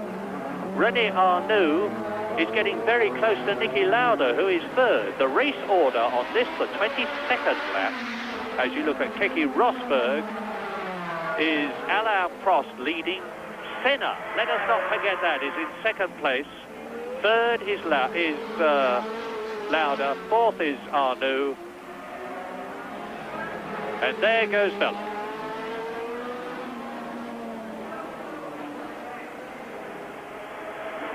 Arnoux, that's the gap between Arnoux and Beloff. You can see it visually. René Arnoux in 4th position, Stefan Beloff. There he is in 5th place, number 4. 26 years old. This is only his 6th Grand Prix, Stefan Beloff. Made a name for himself in Group C sports car racing. Last year has capitalised on it through the successful efforts of a community of the German businessmen to sponsor him. And there goes Lauda, Arnoux, Beloff. And in the distant mists now, Keke Rosberg. Well, Senna and Beloff will be doing their reputations an extremely big power of good here today. There'll be team managers with top cars going up beside them. They're both contracted drivers though, but they'll be putting up their prices and also putting up their reputations with these excellent performances. 3rd, 4th and 5th together into the tunnel. Lauda, Arnoux and Beloff. Lap 23 ahead of them, Prost and Senna. Elio De Angelis, who I have not seen during the whole race for one reason or another, now the fastest man on the circuit, therefore he is in the race. You saw him go off the circuit earlier on. He is actually in 8th position at the present moment and closing up on Manfred Winkelhock, who is 7th. Meantime, Jacques Lafitte in the second of the 2 Williams Hondas is being caught by the 3rd place man Niki Lauda, but who can't pass him, and therefore has René Arnoux in 4th place close on him, with Beloff right behind him. Look at this. Lauda is passed. Lafitte has been lapped. Arnoux 4th, Beloff 5th, Rosberg is still 6th, Winkelhock is 7th, De Angelis is 8th, Ghinzani is 9th, Alboreto is 10th but has been lapped. Lafitte, who you've seen, is slipping down the field all the time and is now being passed by Arnoux and is about to be passed by Beloff. So Beloff has not in fact lost any distance on Arnoux in getting past Jacques Lafitte. And Senna now with a lap of nearly 2 minutes, 1 minute 54, and a big spin for Niki Lauda. Now, Lauda then is just having to press it a bit too hard. 3rd position has been lost by Niki Lauda. Up to 3rd goes René Arnoux. Up to 4th goes Beloff, and out of the race goes the Austrian double world champion Niki Lauda, because obviously he lost his engine, stalled his engine and was not able to restart it. So now the McLaren honours have been lost by Niki Lauda, but of course it is still his teammate Alain Prost in the lead. And don't forget that Alain Prost is leading the championship by a long way from Niki Lauda, who's going to get no points in this race, whereas Prost is on his way to a maximum of 9 points if he can stay where he is. And for once the pressure seems to have got to Lauda, and he's just overcooked things. Here he goes into Casino Square, chased by René Arnoux on the replay, who was then in 4th position, followed by Belloff 5th. They exit the Casino Square, and as they do so, Lauda spins out a full 360-degree spin. He got the right amount of lock on, but it was no good to him. His engine has stopped, and Lauda is out.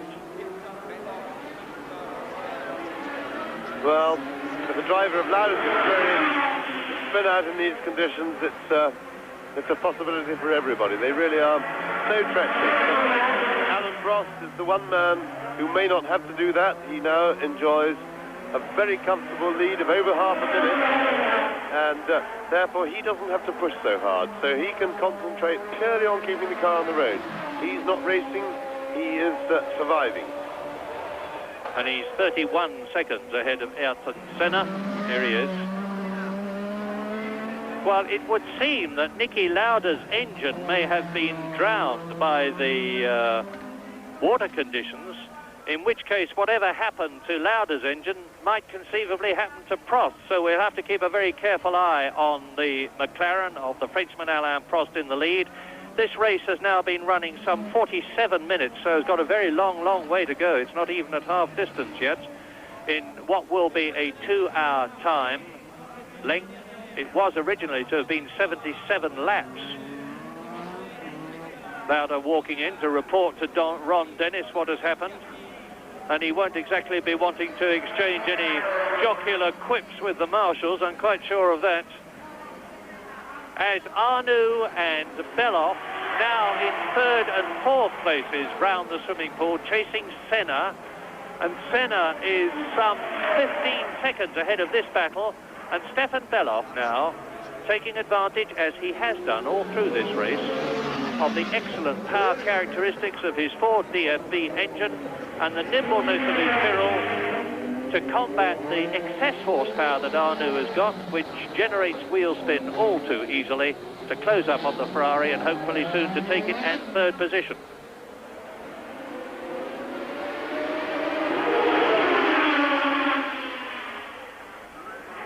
This now is lap 26 with Prost leading, Senna 2nd. The battle for 3rd between Arnoux and Belloff there. 5th position now is Nicky Rosberg, and up to 6th and in the points, Elio De Angelis, with a bitterly disappointed Nigel Mansell, who had led the race out of it after spinning and damaging his suspension and rear wing.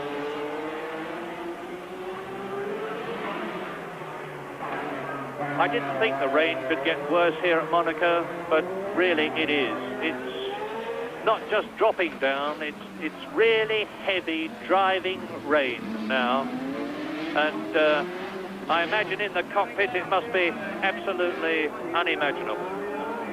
Yes, an absolute nightmare. As I've said several times today, I'm extremely happy to be sitting here. We're getting a little bit damp here, and the electrics of our monitors have got very damp, but I'd much rather be here than there. They've got a very tough job on their hands, and this is where they earn these huge telephone numbers and deserve the huge telephone numbers in terms of money that the drivers get. And you can see Belloff's problem. You saw then he's in the spray. Now that's a good shot. You saw from behind that he really can't see where he's going, and he's trying to challenge René Arnoux for 3rd place, but he's having to do it from memory. Only 6 drivers are on the same lap now. Prost, Senna, Arnoux, Belloff, Rosberg and De Angelis in that order. They're coming through now, these two, to complete their 26th lap. As they go down the straight here, we missed it, but we saw then as they went into the Rascasse corner, a very good view of exactly what Stefan Belloff can't see. which is everything. He can't see a thing at all.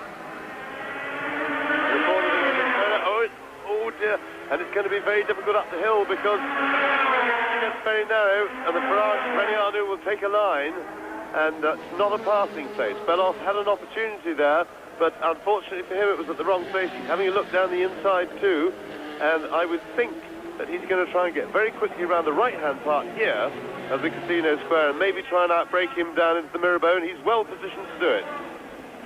And he's got the inside line, and Arnoux going to hit him. And that was a little bit naughty by René Arnoux, and Beloff did terribly well to avoid it, because Arnoux, without any doubt, moved unjustifiably into into Beloff rather, who had to get up on the curb to avoid him, and that was very, very well driven by Stefan Beloff.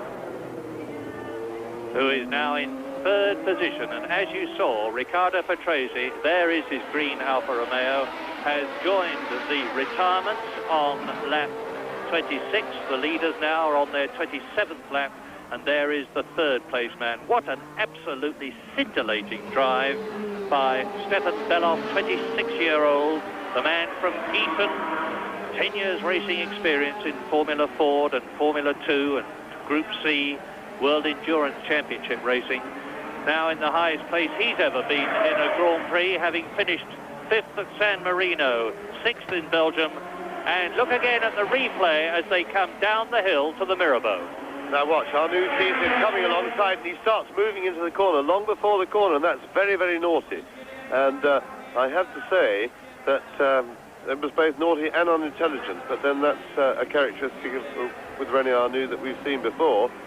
But to move over like, because he could have put himself out of the race as well as Beloff, because when these open wheel cars touch, anybody can have an accident, and it's totally unpredictable because they rub tyres and anything can happen. And so that was unclever driving by Arnoux, both for Beloff's point of view and from his own. Now, as Prost goes into the tunnel for the 28th time, I can tell you that the gap between himself and Ayrton Senna, who is second, is diminishing. It's diminishing quite rapidly. It was 31 seconds at one point, and it's down to 21 now. So, for whatever reason, either because Prost is taking it easy, or because Senna is really starting a charge, the second place man, Brazilian Ayrton Senna, in the British Toleman, with Ted Toleman here himself to watch it, as is Alex Hawkridge of Toleman, Rory Byrne, the Toleman designer, Peter Gethin, the new team manager, all very much on their toes, worrying about what's happening. And I'm going to give you the time interval now between the completion of this lap for Alain Prost in the lead and Senna, who is in second place, with the news that Keke Rosberg is closing up on Arnoux for fourth position, as Lauda completes the lap by foot. Now, Prost has gone through. The gap was 21 seconds. Lauda looking at Derek Warwick's car, taking an interest in everything all around him, perhaps wanting to delay the moment before he gets back, and we're still waiting for Senna to come through. And here he is. The gap now is down to 18 seconds. So Alain Prost in the lead is being caught quite rapidly. Here is Alain Prost on his 29th lap.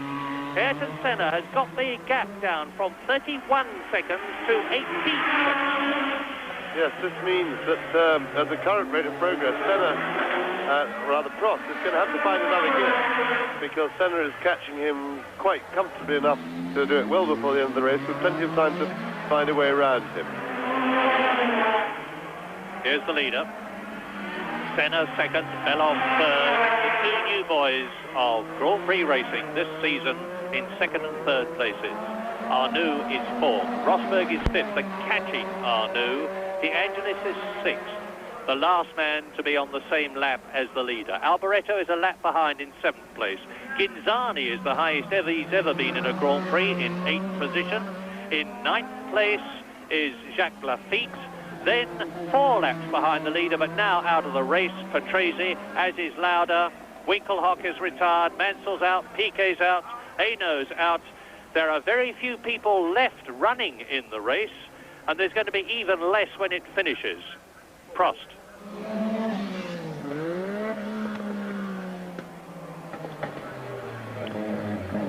We must watch the tunnel very carefully because although it was watered at the beginning of the race, of course it hasn't been watered since, whereas the rain has continued to belt down on every other part of this Monaco lap.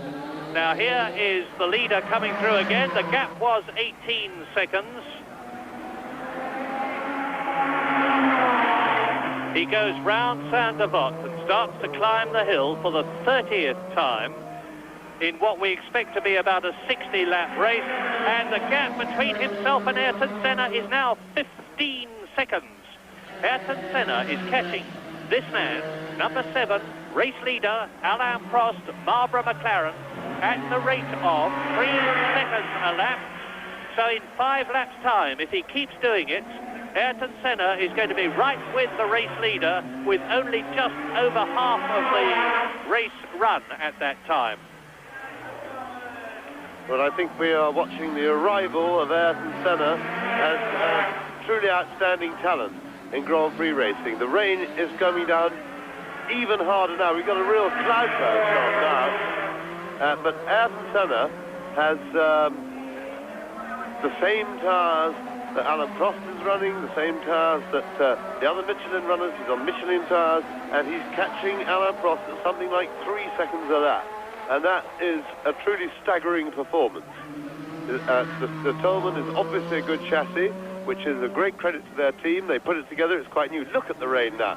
You can see that it's much heavier. The track is much wetter than it was a couple of laps ago. And now that's about the view you get when you're following another car. That brief one when he just came through and all the spray came up. And it's really horrible conditions. But Ayrton Senna is coping with them, and he's catching Prost hand over fist for the lead. I can't believe that they're going to keep running this race. The conditions are the worst I have ever seen in a long, long time of watching races. Now here is Prost coming through again, and I'm going to start the stopwatch. 15 seconds was the gap. If Senna is continuing to close at the rate of 3 seconds a lap, Prost is waving his hand. Prost goes through, waving his hand at the officials. He wants to stop the race, and who can blame him? Now, I'm just waiting for Senna to come through, and the gap as Senna goes through, quite dispassionately, is down to 11 seconds. He's taken 4 seconds out of Prost's lead. Yes, Prost, with his experience, wants the race stopped, and I can't blame him for that, because I would have even wanted it to have started in it. But the fact of the matter is, it's a very slow track here. There's a lot of corners. Cars don't get very fast, and aquaplaning is not normally a problem, is it? I can't, from this position sitting here, say that it is or it isn't a problem, but normally there isn't enough water on the track. It's a very hilly track, so you don't get a lot of lying water. And unless there's aquaplaning, there is in fact, from a purist and a dispassionate point of view, no reason to stop the race. But a lot of engines are drowning now. Arnoux has gone past with a badly misfiring Ferrari engine, followed almost immediately by Keke Rosberg with the same trouble. And I would suspect that they are both running on only 5 cylinders. Do you not suspect, Murray, possibly that that's because they're using half throttle because the conditions have got so bad? It may be that it isn't a misfire, it's just the way they're driving the engine, possibly. It could indeed be just that, because it affects the turbocharger balance. And that's Alboreto catching Prost. Now, Alboreto has in fact been lapped, and Prost is slowing right down. And Alboreto keeps going. I'm beginning to think that Prost is in some sort of trouble. Don't forget that we suspect that Niki Lauda's engine was drowned. The gap, and we are now coming up to complete the 31st lap in what we expect to be a 60-lap race if it goes the full 2 hours. Alboreto having been push-started. Once more, we'll take the gap between Prost and Senna, first and second. It was 11 seconds, having come down from 15 on the previous lap. Prost waved his hand up the previous lap, but not this one. And there goes Senna, and it's only 7 seconds now.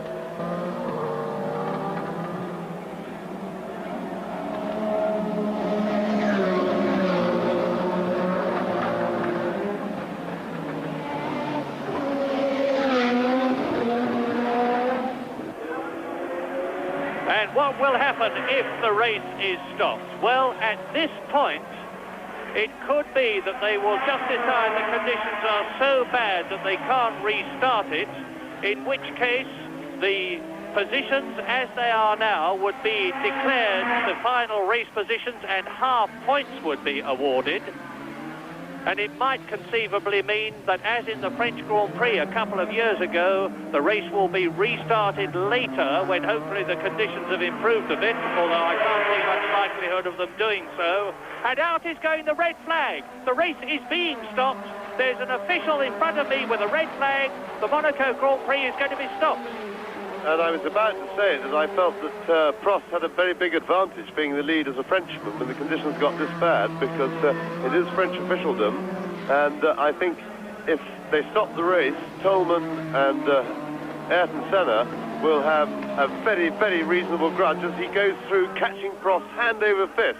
And I think that this is what I would call French timing, to be as polite as possible. It does seem to me a bit wrong, and Senna could catch him, but he's got the Ferrari in the way. Well, there goes Prost into the Rascasse corner, chased by Senna in second place, just about 2 or 3 seconds behind him now. There's an official right in the middle of the road now, showing the red flag, and the checkered flag is going out. They are stopping. This is going to be the end of the Monaco Grand Prix, with Alain Prost, and Prost is stopping, and Senna crosses the line before he gets there. Now that's amazing. Prost has stopped actually on the line. Senna passed him as he got to the line, but subject to official confirmation, I'm virtually certain that Prost has won with Senna second.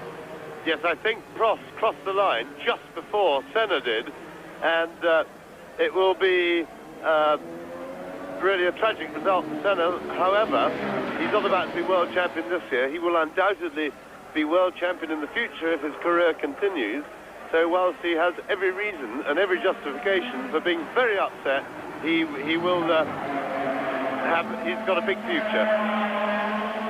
The Monaco Grand Prix having been dramatically stopped on the 32nd, at the end of the 32nd lap, and having been won by Alain Prost, who has therefore now won 3 Grand Prix and finished second in one this year to extend his World Championship lead. A magnificent second, the man you are looking at now, Ayrton Senna, who seems conceivably to think he has won, judging by the way he's waving his hand. In third position, Stefan Belloff, equally magnificent in the Tyrrell, ahead of the 4th place man, René Arnoux in the Ferrari. In 5th position, Keke Rosberg, and in 6th place, Elio De Angelis. Il a commencé à pleuvoir, il n'a pas arrêté la course et Prost, il était victime d'une tête à queue. Je crois que c'est l'année passée, si je me souviens bien. Oui. Voilà, et justement, l'année passée, la course pour moi, c'était arrêté parce que quand on est avec des pneus slick et il commence à pleuvoir, la condition, c'est très dangereux. Aujourd'hui, il y a la pluie, le pilote, c'est depuis le premier tour qui court en cette condition. Je ne sais pas combien d'eau il y a sur le circuit, c'est difficile à juger, mais comme je t'ai dit, ça ne me semblait pas que Prost, il avait des difficultés. Senna était plus vite, mais j'ai l'impression aussi que Senna, il est avec des Pirelli. Tu me confirmes ça? Il a des pneus... Oui, tout à fait, oui. Voilà, peut-être les Pirelli sont beaucoup mieux sur la pluie aussi. Non, pardon, c'est pas vrai, ils ont changé, Telemann a changé depuis le Grand Prix de Saint-Marin, ils sont en Michelin aussi. Ah d'accord, alors c'est égalité des pneus, alors voilà, Senna il attaquait beaucoup et j'ai pas vu qu'il a pris trop de risques. Oui, il a pris beaucoup de risques, mais là, vous venez de voir, les 2 drapeaux, le drapeau rouge et le drapeau à damier. Alors, on va bien entendu attendre des explications complémentaires. Toujours est-il que la course s'est arrêtée après 32 tours, mais c'est la situation à la fin du 31e tour qui sera retenue. Et là, je peux vous dire, Clay, que les conditions de pluie actuellement sont, à mon avis, comparables à celles du Japon en 76 et pires que celles de 72. Oui, mais une chose, on n'a pas vu des accidents graves à cause de la pluie. On a Heureusement pas, des petites fautes, peut-être même pas dues à l'eau. Je ne sais pas, c'est difficile à dire. C'est difficile à dire. Toujours est-il qu'on nous donne une situation au championnat du monde avec la moitié des points qui auraient été attribués. Prost arriverait à 28,5 points.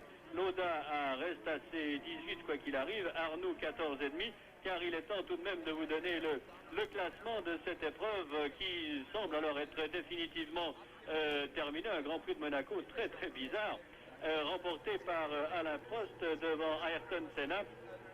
Le troisième est Beloff, le quatrième est René Arnoux, le cinquième, qui est cinquième? C'est Rosberg, si je ne fais erreur, non c'est bien ça, et le sixième De Angelis.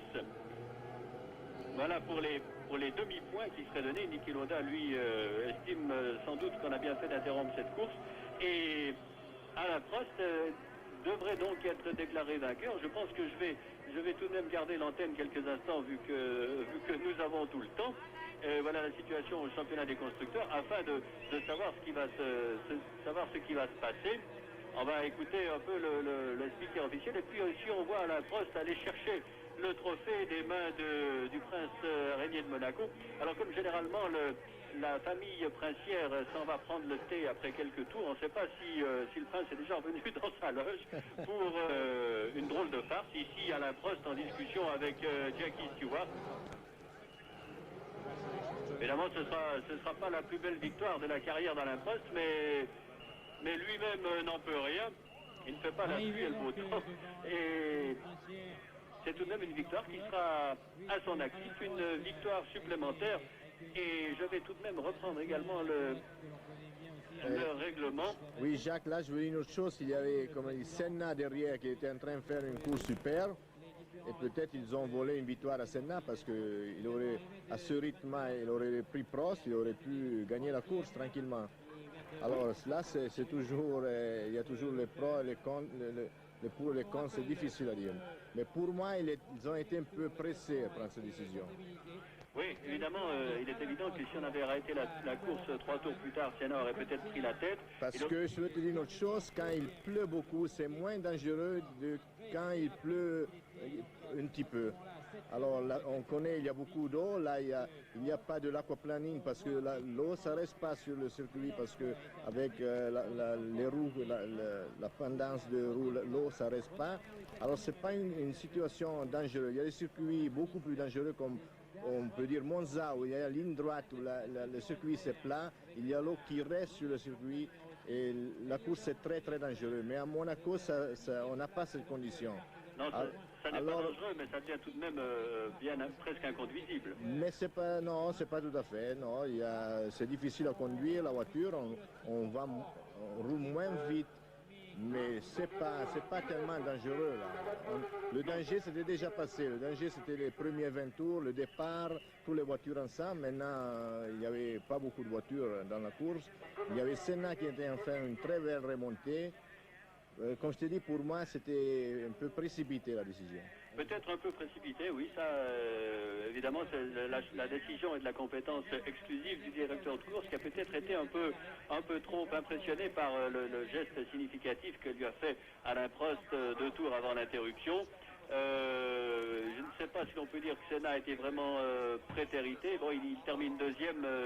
C'est remarquable. Il aurait pu revenir dans les roues de Prost assez rapidement. Il aurait été peut-être un petit peu plus difficile à le passer, quoique Prost n'aurait pas commis l'imprudence de risquer d'être mis hors course pour avoir trop résisté à Senna.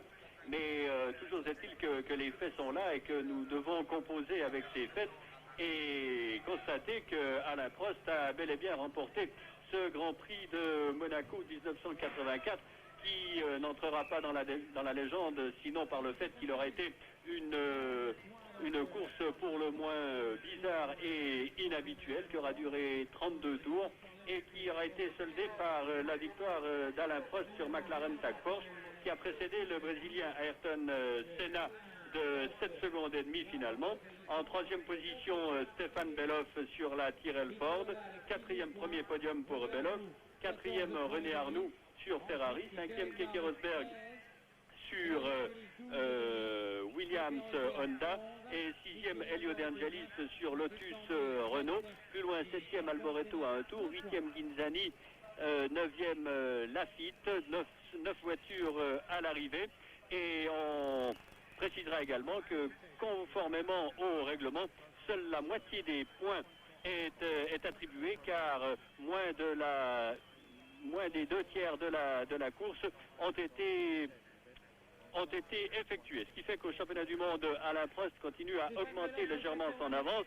Il comptabilise 4,5 points au lieu de 9. Il arrive à 28,5 points, soit 10,5 points d'avance sur Niki Lauda, alors que René Arnoux, lui, en compte maintenant 14,5. Alors je ne sais pas si vous recevez toujours une image à Genève, enfin en Suisse, je le souhaite. Bien, Jacques. Voilà une image qui revient chez nous aussi avec un plan de l'entrée du tunnel. Jacques, vous m'entendez? Oui, je vous entends. Il y a une petite question que j'aimerais vous poser qui concerne le règlement. Peut-être Claire pourra m'aider à répondre. Attendez, On va laisser passer, d'accord. La Marseillaise pour Alain Prost.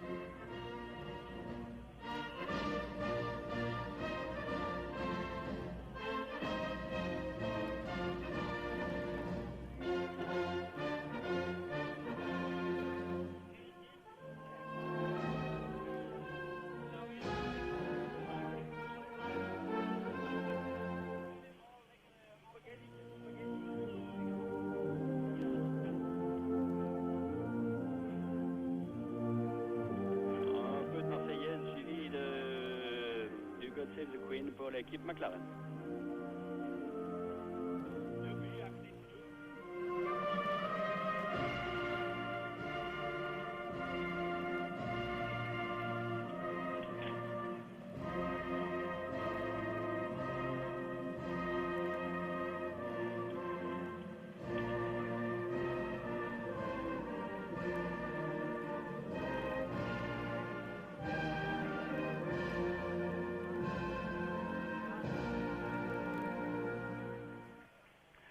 Voilà, eh bien, sans doute pas la plus belle victoire pour Alain Prost, mais il était en tête au moment où la course a été interrompue. C'est ce que l'on retiendra dans les tabelles pour Alain Prost, qui remporte ainsi en 63 Grands Prix la 12e victoire de sa carrière. C'est la première fois qu'Alain Prost s'impose sur le circuit de Monaco. C'est la première fois également qu'une McLaren s'impose ici à Monaco.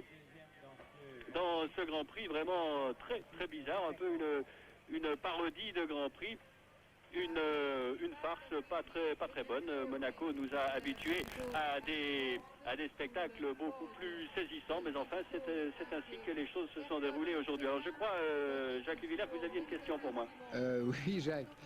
Est-ce que le coureur qui est en tête a un droit préférentiel pour demander l'arrêt de la course? Non, pas du tout. Non, il n'a aucun droit. Disons qu'il a signifié que les conditions devenaient vraiment très délicates, mais il essaye peut-être, il est certain que le leader, que l'on voit ici, le vainqueur félicité ici par le prince régnier, il est certain que se sachant en tête du Grand Prix et sachant que les conditions deviennent difficiles, il va espérer que la course sera interrompue afin que sa victoire soit enregistrée. C'est peut-être cela qu'a essayé de faire Alain Prost et que d'autres ont essayé de faire avant lui. Mais je ne pense pas que c'est un reproche qu'il faudra faire à lui. Si l'on reprochera que la course ait été interrompue, ce serait plutôt au directeur de course qu'il faudrait adresser ce reproche. Pour autant que l'on soit de cet avis, moi je suis personnellement assez partagé. Je sais que Clé, lui, pense que la course aurait duré plus longtemps, mais enfin elle n'a pas duré plus longtemps et je sais que l'image va disparaître maintenant. Alors avant de vous laisser sur le plateau avec Claire Regazzoni et Jean Tinguely, je vous précise que dans 15 jours nous serons à Montréal pour le Grand Prix du Canada, dont vous suivrez le départ en direct dans les actualités sportives, et puis l'essentiel de la course sur 1h ou 1h30, dimanche soir 17 juin vers 17h30. Voilà pour ce Grand Prix de Monaco. Je rends maintenant la parole au studio aux invités de Jacques Villers, Claire Regazzoni et Jean Tinguely.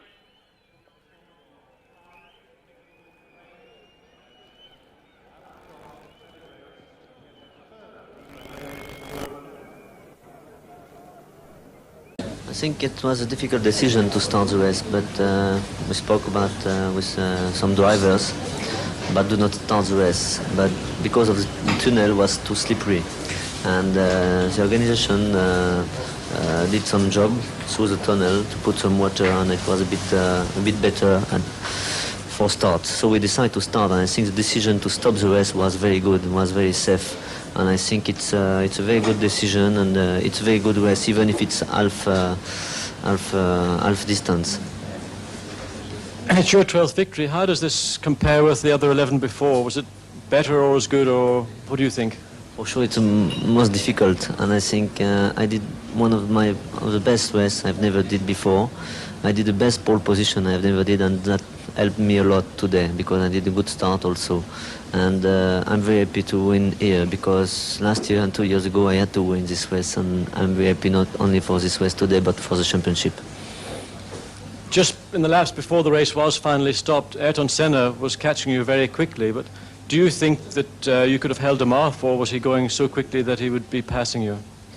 He was much quicker than me, but the track was so slippery, so dangerous that I decided to go very slowly. I had some problem with the brakes, and when I've seen that Senna was behind me, he's not current for the championship. He has no point at the moment, so I have already decided that if he was just behind me, I let him pass. It was much better for me to get some points for the championship and do not win the race. The demoralizing situation for every team in Grand Prix racing today is that your car was on pole position, and having Marlboro McLarens dominate 1984, it looks like they can do so in the remaining races, including the next 3 in North America. I think we improved a lot the car for this race, and it was a good surprise for me to be in pole position, and it's a good surprise to win this race. We did not plan to win this race before, and 4 wins in 5 wins in 6 races, it's unbelievable. And I think for the North American race, and we are going to be in a good shape anyway, that's sure now. And we're in a good shape for the championship because when we come back in Europe, I think we have some very nice track, very quick, and where we can be very, very good, I mean. So, with only half points, Alain Prost gets 4.5 for his win, and he's now 10.5 points ahead of Niki Lauda, who didn't score. René Arnoux now consolidates his 3rd place, 1.5 points ahead of Derek Warwick. De Angelis now 5th, Keke Rosberg 6th. And that's McLaren's 5th Grand Prix win out of 6 starts this year, an extraordinary record, and it puts them even more securely in the lead of the Constructors' Championship with almost double the points of their closest rival Ferrari. So from